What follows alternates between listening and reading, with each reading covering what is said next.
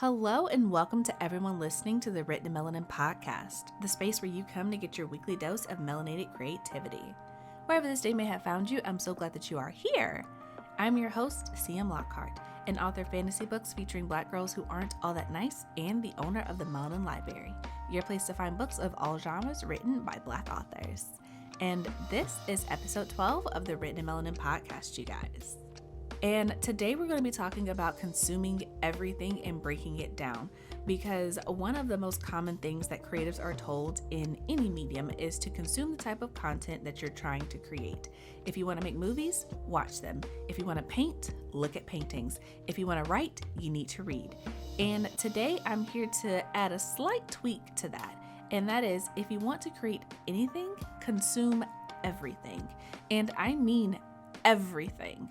Because knowing how other creators create will help you be a better one, especially if they're creating something that you aren't. And before we get into this episode, you guys, I'm going to remind you that all of the podcast episodes are currently available on the Written Melanin website. So if you'd like to visit and say something positive, let me know your thoughts about today's podcast episode. I would really appreciate that. But that being said, let's go ahead and jump into this episode. And the first thing that I want to say that I feel like is the most important thing to say on this topic is that as creatives, the biggest thing that you can do for yourself and your creativity is to get out of your own head and your own medium. And by this, what I mean is that learning from the quote unquote greats is important, but there is more than one way to do things. And what I mean by this is that all creative people are creative. That is the nature of what they are doing. Even if you are creating in a different medium, whether it's visual, whether it's, acoustic like music, whether it is reading, whatever that medium is that you're choosing to be creative in, everyone has their own process. And especially if you are new to the creative process, or even if you've been doing it for a long time and you feel like you've hit a wall, I feel like one of the best things is to look at how other people outside of your medium create, because what works for them may spark or inspire something in you that will get you out of your mind, to get you to think differently and to approach it differently.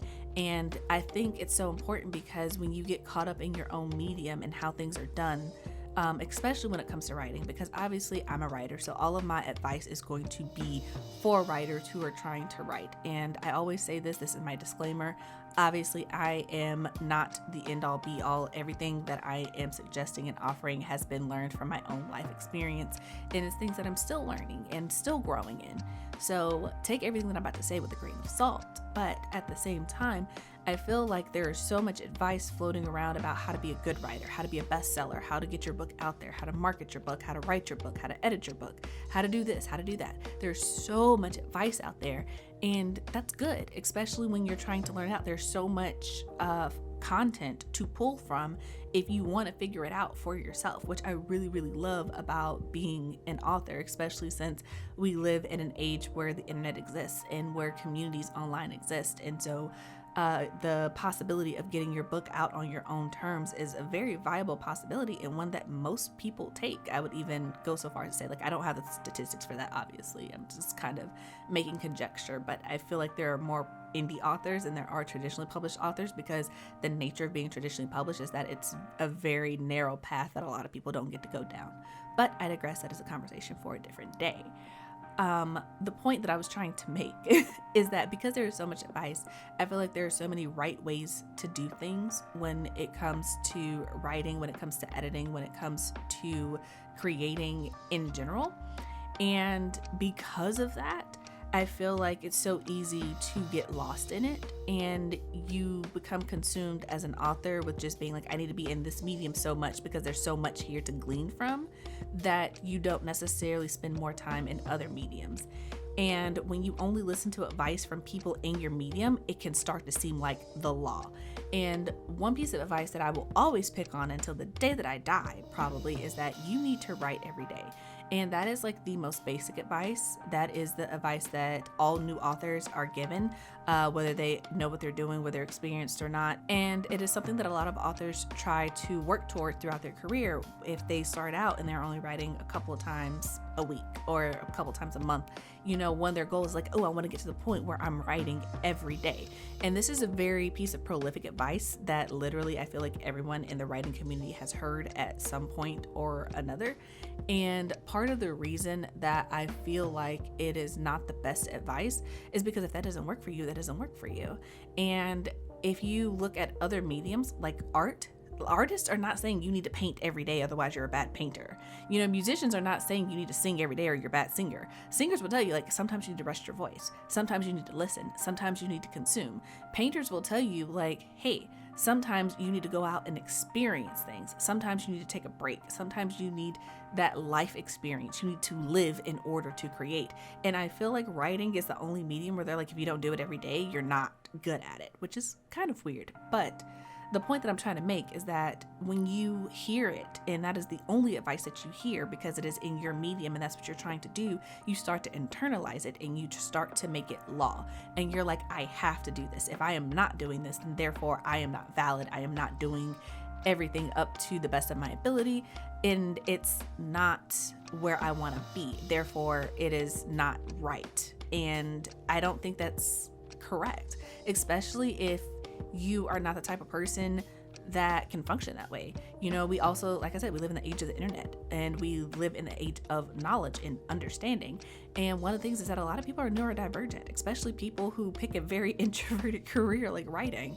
And it's just like the ability to sit down and focus every day on the same task is a task for a lot of us. And it's not necessarily law. If you don't sit down and write every day, that doesn't mean that you're a bad writer. That doesn't mean that you're not valid. It just starts to seem like law because that's all that you're hearing. Another piece of advice that I get all the time that I break constantly. So if you ever follow me on like writing sprints, or if you listen to the podcast while I'm actually writing and creating something that you have to know about me, one piece of advice that I break consistently and will probably consistently continue to break until the day that I die is do not edit while you write. And while there is some truth to this, while there is a reason why this advice came about and while it's so widely accepted, also understand that if it doesn't work for you, it doesn't work for you, and that is okay, and it is not law. For me, I say this all the time. I edit as I go along because that's how my brain works, but also I'm the type of person where I know myself, I know what I'm capable of, and I know what I am happy with. And if I'm unhappy with something that I'm going to create, I am not going to ignore it and continue creating, because for me, creating a story is like building a house. And if my foundation is messed up, if my walls are crooked, there's no point in me getting to the point where I'm building a roof, because that just means I'm going to have to go back to the foundation, or I'm going to have to go back to the walls and tear it down, which means I'm going to have to redo the roof anyway. That's how I see story creation. However, not everyone sees it that way. And I understand why the advice is to do not edit as you write. Go ahead and push through, get through it, because that is what makes sense. When you're a new writer, you can get caught up in editing and you'll never finish your book. There's a reason that advice exists, but it is not law. And I feel like when you start looking at how other people create and how other creatives create, then it starts to make more sense. If you guys hear my stomach grumbling, I'm so sorry. I have not eaten breakfast at this point, but it is what it is. I don't necessarily take great care of myself, but that's a little ad lib for something else, another day. Okay. Back to the point. Advice is just advice, and advice from creators outside of your medium force you to think about how it applies to you. So if you're taking advice, if you're a writer and you're taking advice from a musician and their advice is to do exercises to practice, even if it's not something like that's also legitimate advice, just write something just to say that you did it, to get to practice the muscles. If it's not what you want it to be, then go back and reread what you wrote and analyze it, because that's what musicians do. If it doesn't sound right, they're not just like, oh, okay, let's just do it again and again and again and again and keep moving. Let's just keep pushing forward. Let's just complete the album, even though I don't like track number 1. That's not what they do. They go back and they listen to track number 1 and they're like, why doesn't this work? Why don't I like it? Let's make a different track. If it doesn't make the cut, it doesn't make the cut. And they're not going to wait until they've got the entire album done. At least not all artists, right? So it's kind of like, as an author, that same kind of mindset can apply. Like, if you don't like the chapter that you've just written, why are you going to wait till you finish the book to get rid of it? Like, write a new chapter. Go ahead and do the thing, But that advice coming from someone outside of your medium is going to force you to think about how it applies to you. And when you're forced to think about how someone else's advice applies to you, you are truly thinking, does this work?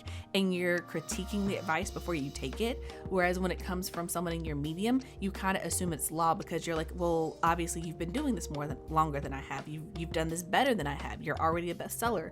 You've already figured out how to navigate this realm, and therefore I must listen to you. And I don't think that's healthy. Like, I think it's good to listen and to take advice from people who know what they're doing, but don't get so caught up in it that you close your mind off to other things. And with that in mind, I'm going to give specific examples of what I do. And you guys know me. If you have listened to me at all, ever, have met me at all, ever, you'll know that I am a huge, huge anime fan. And the reason that I bring that up is because for me, my chosen medium to consume and break down is anime.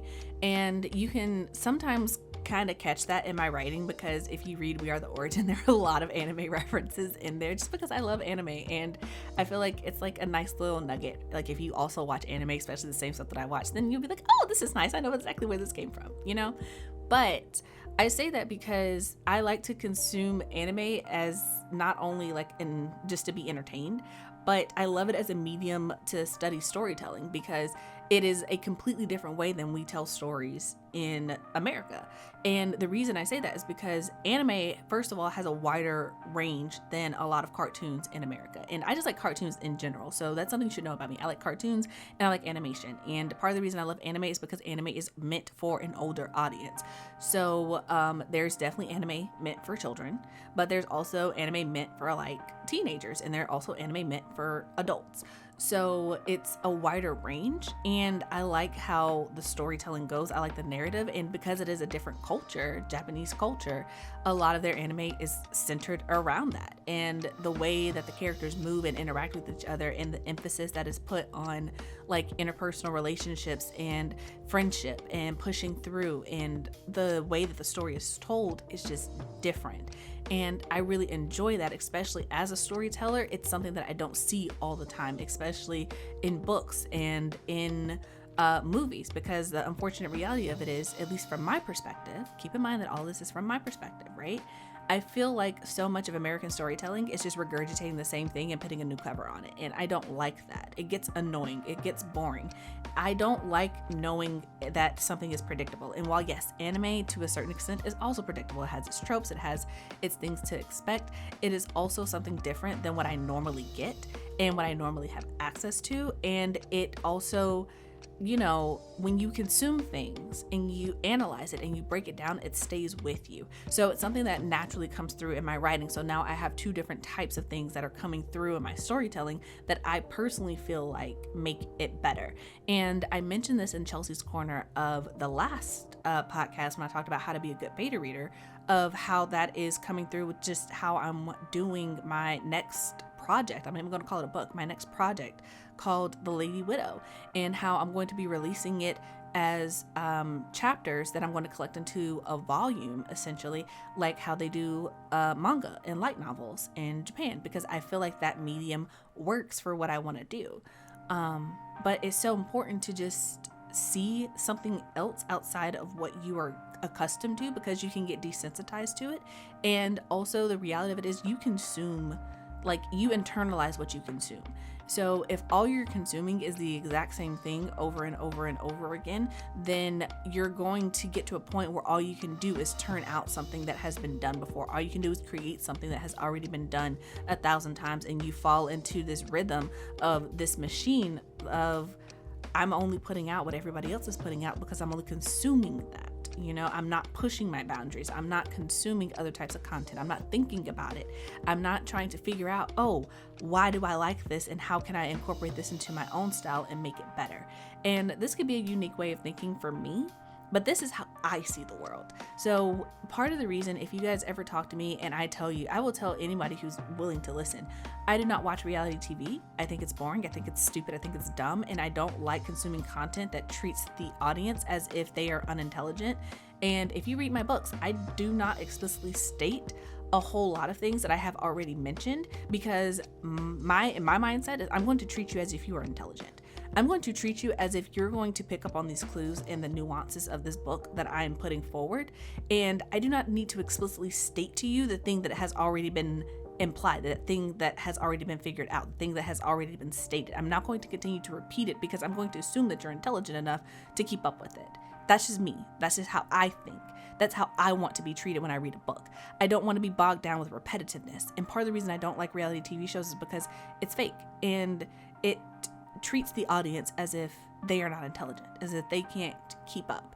And yes, reminders are helpful, but that is not the type of entertainment that I look for. Part of the reason that I don't like watching shows like live action shows is because I feel like none of them end well. I feel like they are always either open-ended, or I feel like you get to a point where they're just trying to push the show and it is no longer about being entertaining and telling a story. It's about making money. And it is about, we're going to make these characters so dumb and so stupid that nobody would ever believe it. They are no longer relatable, and I don't enjoy that kind of storytelling. And part of the reason I like anime is because I usually feel like the characters are relatable. Even if their situations are extraordinary, it's just like, okay, but if you're in that situation, you know, you're going to roll with it. You're going to make some decisions. But I'm going to get off of my soapbox real quick and get back to the point of this podcast. And I'm just going to point out that part of the reason that I love anime is because it does have different expectations and a different culture surrounding it. So that forces me to look at relationships and how people interact with other people differently, which helps me with writing my own characters so that I can make sure that I'm putting emphasis on the right things and the things that make the storytelling important to me. Because even though I enjoy watching anime and seeing how Japanese culture puts a spin on its cartoons, essentially, it forces me to analyze like how it is different from how I have lived my life as a Black American woman, right? And that analyzing it, thinking about it, brings it to the forefront of my mind so that when I'm creating it in my own stories, it's like, okay, this is what I need to do. This is what I need to include.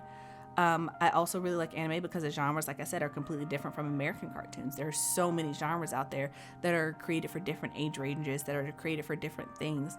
And it's so widespread, and I love it. There's so much to choose from, and they're always creating new ones, and they're all different. They're all unique. Like, don't get me wrong, if you watch a lot of anime, then you're like, Chelsea, I don't know about that. Like, there are definitely some tropes. There are definitely some that are just like, that's the exact same thing. If I told you that I watched an anime about this boy who got reincarnated into another world and he was super powerful and became a necessary part of the policies, I've just described like 100 anime to you, you know? So it definitely has its tropes, but also it's something that's different. I can't explain it. That I'm getting on the soapbox again. Let me stop. To the point. I also like anime because it can go where most American cartoons can't. And by that, I mean, like I said, some of it is meant for adults. It's meant for an older audience. So it can delve into those darker aspects. It can delve into those harder aspects. It can delve into those things that hurt a little bit more. It can talk about death. It can talk about loss. It can talk about grieving. It can talk about anger. It can talk about, wanting to be the bad guy. It can just go places that you don't see in American cartoons, and it does it in not like a satirical way, but like in a true, like, I'm struggling with this emotion type of way, and it's usually done really, really, really well. But that being said, the other thing that I feel like, if you're going to consume everything and break it down, because this is getting kind of long, I feel like the other thing that's really important would be for me, coming from Chelsea, grain of salt, okay, reaction videos. So again, in the anime world, something that happens a lot is reaction videos. So when an episode comes out, you have YouTube creators who will go through and talk about what happened in the episode, what they think about it, make theories about it. One Piece is notorious for this. There are literal people out there who make their entire living doing nothing but analyzing One Piece, and I think that's kind of amazing. But at the same time, watching people's reactions videos, I feel like has changed the way that I personally look at storytelling and the way that I look at creating my stories, because you get to see what other people are focusing on and what they're thinking. And when you can kind of see that, you can look at your own creations and be like, okay, this is what I think they're going to focus on. This is what they're going to pick up. This is what they're going to pay attention to. And when you can look at it from both sides, not just the creator, but the consumer, I feel like that gives you an edge. Not saying that I have an edge. I just think think that it has definitely changed the way that I think about my own writing, that I find really helpful, that I feel like has improved my writing skill. And reaction videos also help with paying attention to how other people consume content that they love.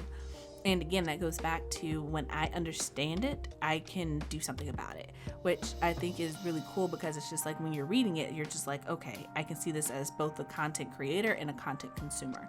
And being able to at least see both sides, I think is really, really helpful. But that being said, that's pretty much all I have on this. I just really think it's so important to consume everything, think about it, analyze it, break it down, because it will improve your creativity. Even if it's not writing, I feel like it'll improve your creativity so much, because when you get pigeonholed and caught in your own medium, you can start to take advice as law, and that's not necessarily always the case. But I will say that this is a pre-recorded episode of the podcast, so there is no Chelsea's Corner update, because I literally just talked about it like 5 minutes ago in the other podcast of how to be a good beta reader. So if you want to know what's going on with me as of right now, as of this recording, then for sure go back, check it out, listen to it, let me know what you think.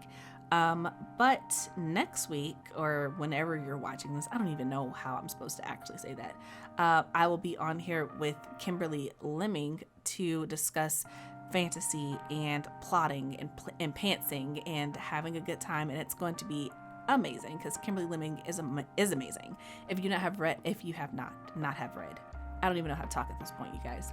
If you have not read her book, That Time I Got Drunk and Saved a Demon, then I for sure recommend checking it out. But we're going to be talking about that. We're going to be talking about her upcoming book. We're going to be having so much fun. So keep an eye out for that. But yeah, that is it for this episode of the Written in Melanin podcast. If you guys would like to support me, CM Lockhart, my books, and the Melanin Library, then consider joining my Patreon. For as little as $3 a month, you'll get exclusive updates and early release chapters of my books. Simply head over to patreon.com/written in melanin to sign up. In fact, you can read the prologue of my upcoming book, We Are the Origin, for absolutely free on both my Patreon and my website right now. So check it out. And if you would be so kind, please rate this podcast wherever you're listening to this at, or say something positive about it on the Written in Melanin website. There is a link in the description box that'll take you straight there. Thank you so much for listening, and until next time, I hope all your books are full of melanin.